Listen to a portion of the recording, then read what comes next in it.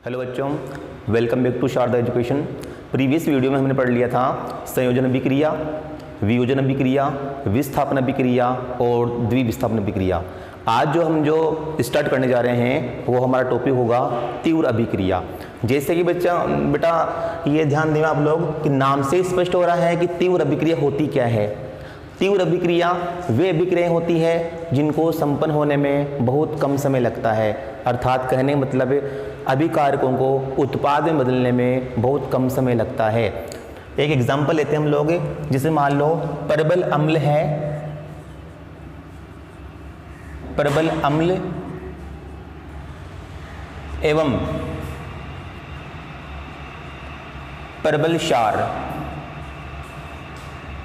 अगर इन दोनों के मध्य अभिक्रिया करवाई जाती है तो ये अभिक्रिया बहुत तीव्र गति से संपन्न होती है और जो हमारे पास में उत्पाद बनता है वो लवण बनेगा और साथ में जल बनेगा। देखिए, वह अभिक्रिया या वे अभिक्रियाएं जिनको पूर्ण होने में बहुत कम समय लगता है, कुछ सेकंड का समय लगता है। इसमें अभिकारकों को मिलाने पर तुरंत उत्पाद बन जाता है। इसका जो समय है वो लगभग 10 की घात -10 सेकंड का समय होता है, यानी 1 सेकंड से भी कम समय लगता है इनको पूर्ण होने में। इसका जो सबसे अच्छा एग्जाम्पल है वो है परबल अम्ल और परबल क्षार। अगर दोनों को, ये दोनों अभिकारक है, अगर दोनों को मिला दिया जाए तो तुरंत रिएक्शंस होती है, कुछ सेकंड के अंदर रिएक्शन होगी और लवण बनेगा, साथ में जल बनता है। तो देखिए, परबल अम्ल ले लेते हैं हम लोग यहाँ पे HCl और परबल क्षार लेते हैं यहाँ पे हम लोग NaOH। अगर दोनों के मध्य जो रिएक्शन हो रही है क्या बनेगा, देखो NaCl बन जाएगा, NaCl क्या बच गया OH और यहाँ पर H रह गया तो जुड़कर बन जाता है यहाँ पे H2O, जल। तो ये तो है, इसका नाम है बेटा हाइड्रोक्लोरिक अम्ल, हाइड्रोक्लोरिक अम्ल। इसका नाम है सोडियम हाइड्रोक्साइड। और जो लवण बन रहा है इस लवण का नाम है सोडियम क्लोराइड। और साथ में क्या बन रहा है, जल बन रहा है। इसे हम लोग साधारण नमक भी कहते हैं।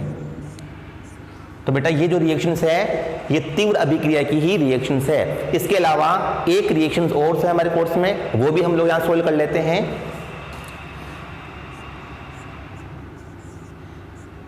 AgNO3 प्लस HCl, अगर दोनों के मध्य रिएक्शंस होती है तो बनता है AgCl,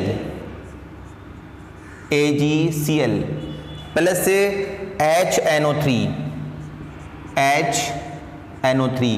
तो ये जो रिएक्शंस पढ़ रहे हैं वो भी तीव्र अभिक्रिया की ही अभिक्रिया है। इसमें इसका नाम है सिल्वर नाइट्रेट, सिल्वर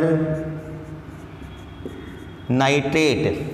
इसका नाम लिखा हुआ है यहाँ पे, हाइड्रोक्लोरिक अम्ल है, सेम है, लिख नहीं रहा हूँ बार बार मैं। इसके अलावा इसका जो नाम है वो है सिल्वर क्लोराइड। और साथ में जो बन रहा है ये जो है इसका नाम है नाइट्रिक अम्ल, नाइट्रिक अम्ल।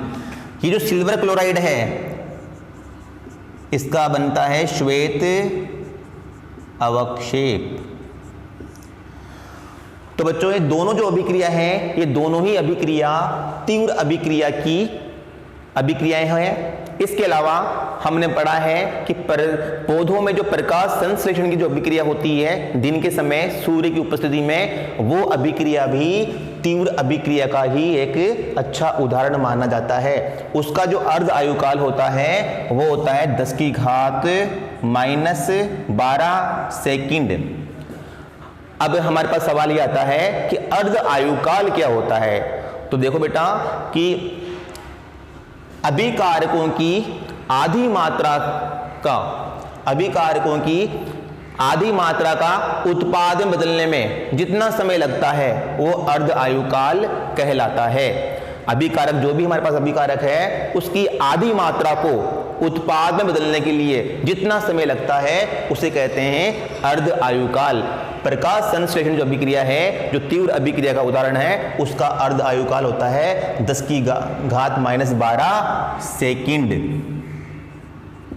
तो ये तीव्र अभिक्रिया थी। इसके बाद में जो छठे नंबर की जो अभिक्रिया आती है वो धीमी अभिक्रिया या मंद अभिक्रिया के नाम से जानी जाती है। सिक्स नंबर की जो रिएक्शंस है वो है धीमी अभिक्रिया। धीमी अभिक्रिया ये भी आपको नाम से ही स्पष्ट हो जाएगी। धीमी बोले तो मंद अभिक्रिया।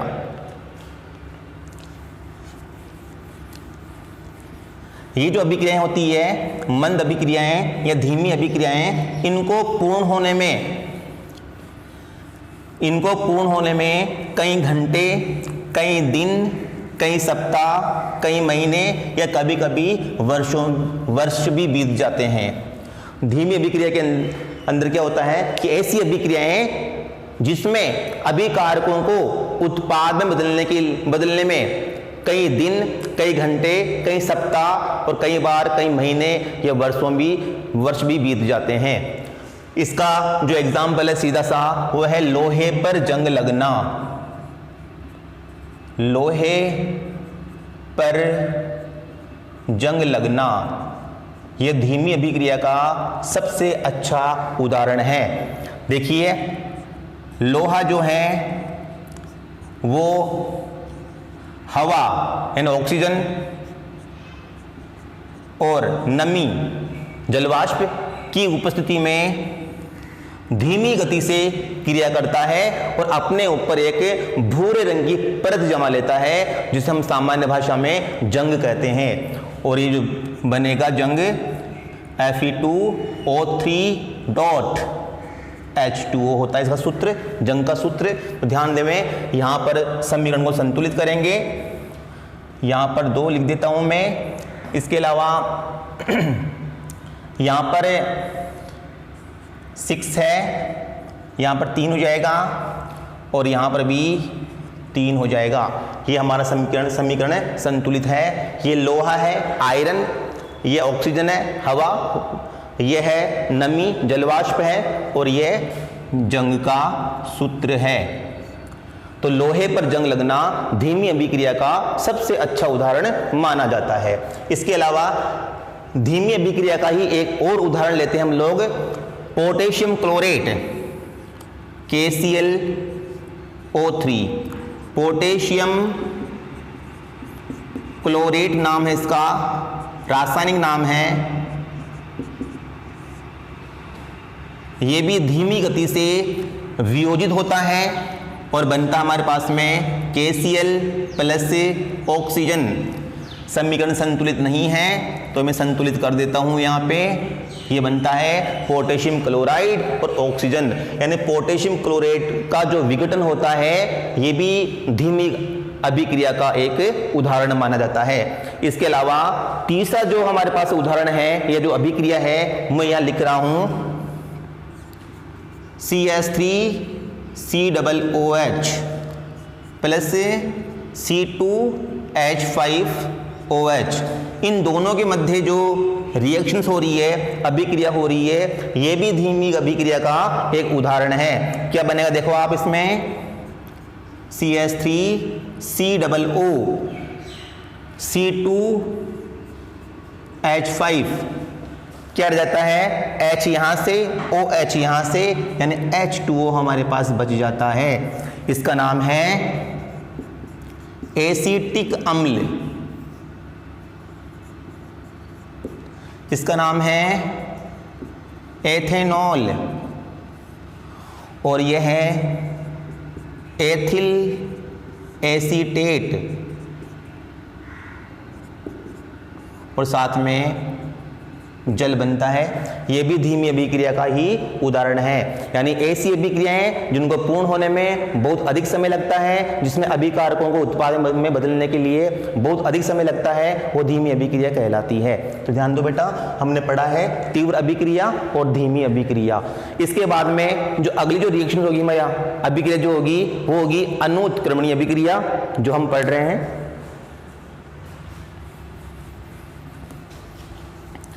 अनुत्क्रमणीय और उत्क्रमणीय एक दूसरे के अपोजिट अभिक्रिया मानी जाती है। तो सबसे पहले हम जो पढ़ने जा रहे हैं वह है अनुत्क्रमणीय अभिक्रिया।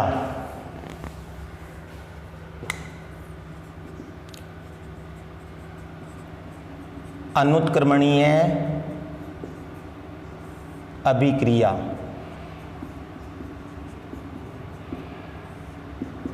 ये क्या होती है, इसको हम समझेंगे।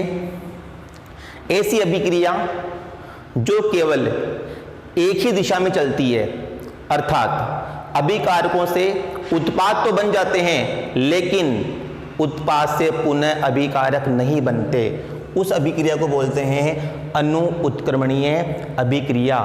ये अभिक्रियाएं एक प्रकार की, इसमें रासायनिक परिवर्तन ही होता है, एक नया पदार्थ बनता है जो गुणों में मूल पदार्थ से बिल्कुल भिन्न होता है। तो ध्यान रखें आप लोग, इसमें एक विशेषकर बात बता दूं, इसमें एक नया पदार्थ बनता है जो गुणों में मूल पदार्थ से बिल्कुल भिन्न होता है। इसके अलावा इस प्रकार की अभिक्रियाओं में अभिकारक और उत्पाद के मध्य सामान्य तीर का निशान लगाया जाता है।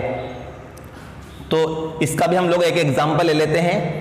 जैसे मान लो, इसमें जो एग्जाम्पल ले रहा हूं मैं, सामान्य एग्जाम्पल है CH4 प्लस O2 और बनेगा यहां पे CO2 प्लस H2O। H के 4 है यहां पे, तो मैं यहां 2 लगा देता हूं। तो ऑक्सीजन के 2 हो गए, ऑक्सीजन के 2 4 हो गए, तो मैं यहां पर भी 2 लगा देता हूं। यह हमारा समीकरण संतुलित है। यह है मीथेन और यह है ऑक्सीजन। ये हम जानते ही हैं, कार्बन डाइऑक्साइड गैस है ये, और ये है जल। अब ध्यान दो, एक बार CO2 बन गया और जल बन गया, ये उत्पाद है, इनसे हम पुनः CH4 यानी मीथेन और ऑक्सीजन प्राप्त नहीं कर सकते। यानी एक प्रकार का ये एक रासायनिक परिवर्तन ही है, और जो एक बार उत्पाद बन जाते हैं उसके बाद उन उत्पादों से पुनः अभिकारक नहीं प्राप्त किया जाता। अभिकारकों के और उत्पादों के मध्य साधारण तीर का निशान लगाया जाता है। इसमें जब अभिक्रिया चलती रहती है तो अभिकारकों की सांद्रता धीरे धीरे कम होती जाती है और उत्पाद की सांद्रता धीरे धीरे बढ़ती जाती है। तो ये हमारी अनुत्क्रमणीय अभिक्रिया है। इसके अलावा एक और एग्जांपल लेते हैं। S प्लस O2 सल्फर है, ऑक्सीजन है, अगर क्रिया होती है दोनों के मध्य तो SO2 बनता है सल्फर डाइऑक्साइड, ये उत्पाद बन गया। इस उत्पाद से पुनः आप सल्फर ऑक्सीजन प्राप्त नहीं कर सकते, तो यह भी एक अनुत्क्रमणीय अभिक्रिया का उदाहरण है।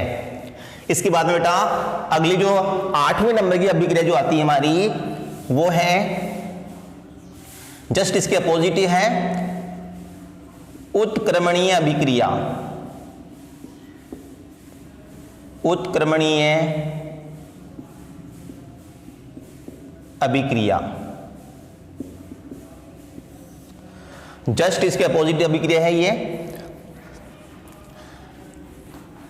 ऐसी अभिक्रियाएं जो दोनों दिशाओं में चलती है, ऐसी अभिक्रियाएं जो दोनों दिशाओं में चलती है, जिसमें अभिकारक से उत्पाद बनते हैं और उन्हीं परिस्थितियों में उसी समय उत्पाद से पुनः अभिकारक बन जाते हैं, उसे बोलते हैं उत्क्रमणीय अभिक्रिया। इसमें अभिकारकों के और उत्पादों के मध्य इस प्रकार का निशान लगाया जाता है, जिसमें दोनों तरफ तीर के निशान होते हैं। इसमें जब अभिकारक से उत्पाद बनता है तब ये वाला चिन्ह लगाया जाता है, यह अग्र अभिक्रिया कहलाती है। और जब उत्पाद से पुनः अभिकारक बनता है तब ये चिन्ह लगाया जाता है, यह प्रतीप अभिक्रिया कहलाती है। तो इसका हम लोग एक एग्जांपल लेते हैं,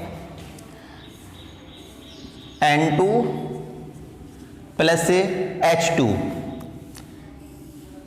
यह अभिक्रिया संपन्न हो रही है और हमारे पास जो बनता है वो बनता है ammonia.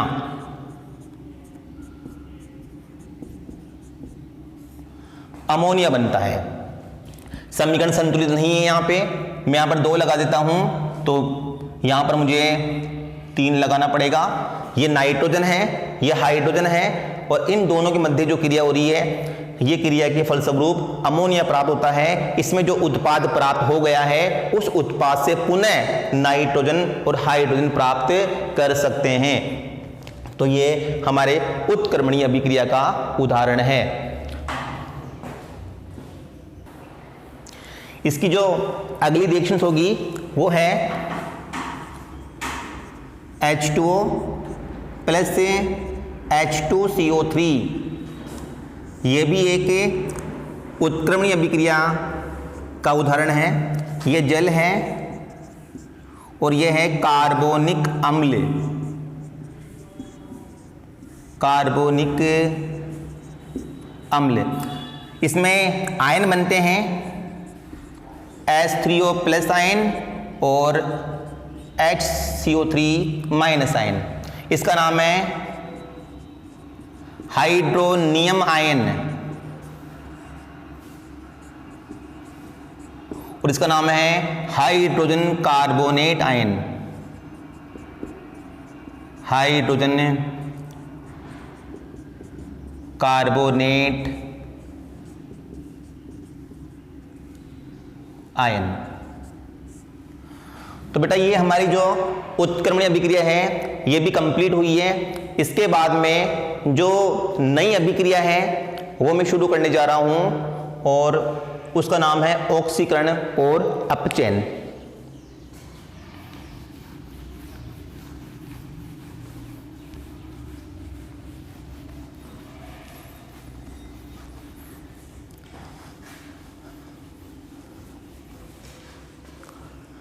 Now we are going to start oxidation and reduction reactions. तो अगली जो होगी हमारी वो होगी ऑक्सीकरण एवं अपचयन अभिक्रिया। यह अभिक्रिया कुछ चरणों में संपन्न होती है। तो इसका जो पहला चरण है ऑक्सीजन के, पहले हम पढ़ेंगे ऑक्सीकरण, ऑक्सीकरण अभिक्रिया।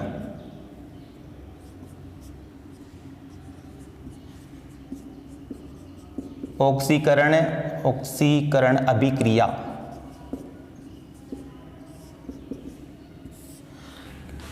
सीधी सी है।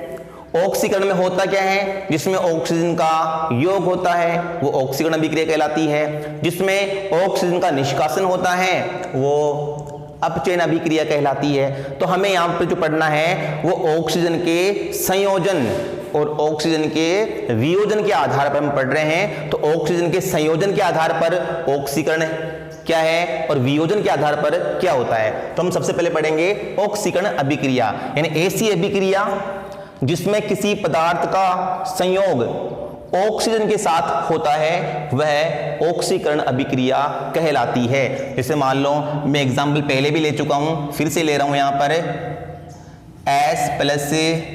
H+O2। देखिए ये मेरे पास कोई अभिकारक है या पदार्थ है, उसकी क्रिया ऑक्सीजन के साथ हो रही है। ऑक्सीकरण होता ही है ये बेटा, मैंने जो बताया है आपको, जो समझे आप लोग। मैं कह रहा हूं कि ऑक्सीजन के संयोजन और वियोजन के आधार पर हम लोग पढ़ रहे हैं ऑक्सीकरण और अपचयन। तो ऑक्सीजन का संयोग अगर होता है तो ऑक्सीकरण कहलाता है, अगर ऑक्सीजन बाहर निकलता है तो अपचयन कहलाता है। तो यहाँ पर ऑक्सीजन का संयोग हो रहा है किसी पदार्थ के साथ में और बन रहा है SO2। ध्यान से देखें, इस अभिक्रिया में किसी अभिकारक का संयोग या संयोजन ऑक्सीजन के साथ हो रहा है, इसीलिए ये अभिक्रिया कहलाती है ऑक्सीकरण अभिक्रिया। इसका एक एग्जाम्पल और लेते हैं हम लोग, जो पहले भी आ चुका है, Mg+O2, ये मैग्नीशियम धातु है, इसका भी संयोजन हो रहा है, ऑक्सीजन के साथ में जुड़ा हो रहा है, योग हो रहा है, इसलिए ये भी ऑक्सीकरण अभिक्रिया का उदाहरण है। समीकरण संतुलित नहीं है हमारे पास में, ये हमने समीकरण संतुलित कर दिया। ये दोनों जो रिएक्शंस है, इन दोनों में देखें आप लोग, इसमें किसी पदार्थ का योग ऑक्सीजन के साथ हो रहा है, इसीलिए यह अभिक्रिया ऑक्सीकरण अभिक्रिया कहलाती है। इसके अलावा जो दूसरी अभिक्रिया बताई मैंने इसमें ही, और वो है अपचयन अभिक्रिया। इसमें क्या होगा, अगर किसी पदार्थ से ऑक्सीजन का वियोजन होता है, अर्थात ऑक्सीजन बाहर निकलता है, तो उसे बोलेंगे हम लोग अपचयन अभिक्रिया। इसका जो उदाहरण है KClO3, पहले भी आ चुका है ये, इसमें से ऑक्सीजन बाहर निकल जाएगा, KCl बच जाएगा, यहां पे ऑक्सीजन बाहर निकल गया। समीकरण हम लोग करते हैं संतुलित। यहां पे ये पोटेशियम क्लोरेट है, ये पोटेशियम क्लोराइड है और ये ऑक्सीजन है। ध्यान देवें, इन अभिक्रिया को भी देखो आप एक बार, और इस अभिक्रिया को भी देखो, कितना फर्क है। यहाँ पर पदार्थ का योग ऑक्सीजन के साथ होता है, पदार्थ का योग ऑक्सीजन के साथ में होता है, और जब कभी भी किसी अभिकारक का या पदार्थ का योग या संयोजन ऑक्सीजन के साथ होता है तो वह अभिक्रिया ऑक्सीकरण अभिक्रिया कहलाती है। और जब कभी भी किसी पदार्थ से ऑक्सीजन वियोजित हो जाता है या ऑक्सीजन बाहर निकल जाता है तो वह अभिक्रिया वियोजन अभिक्रिया कहलाती है। यहां पर सल्फर डाइऑक्साइड में ऑक्सीजन हो रहा है, मैग्नीशियम का मैग्नीशियम ऑक्साइड में ऑक्सीजन हो रहा है, जबकि यहां पर KClO3 का KCl में अपचयन हो रहा है, अर्थात KClO3 अपचयित होकर KCl बनाता है। तो बेटा जो यहां पर जो सवाल बन रहा है वो सवाल ये बनता है कि ऑक्सीकरण अभिक्रिया किसे कहते हैं, अपचयन अभिक्रिया किसे कहते हैं, एक उदाहरण दीजिए या अभिक्रिया दीजिए। इसके अलावा हमने जो प्रीवियस पढ़ा है टॉपिक है, उसके अंदर जो सवाल बनता है उसमें सवाल बनता है कि लोहे पर जंग लगना किस प्रकार की अभिक्रिया है, अभिक्रिया दीजिए, अभिक्रिया लिखिए। तीव्र अभिक्रिया किसे कहते हैं, एक उदाहरण दीजिए। अर्ध आयुकाल क्या होता है, इसके बारे में बताइए।